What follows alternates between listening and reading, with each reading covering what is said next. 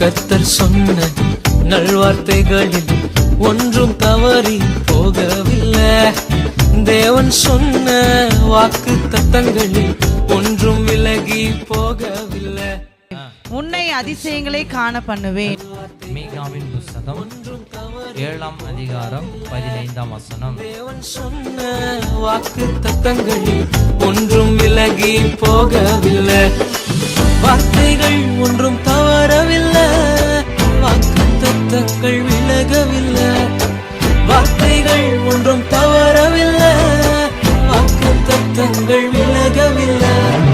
பொய் சொல்ல அவர் மனிதன் அல்ல, மனமாட மது புத்திரன் அல்ல. பொய் சொல்ல இயேசு மனிதன் அல்ல, மனமாட மது புத்திரன் அல்ல.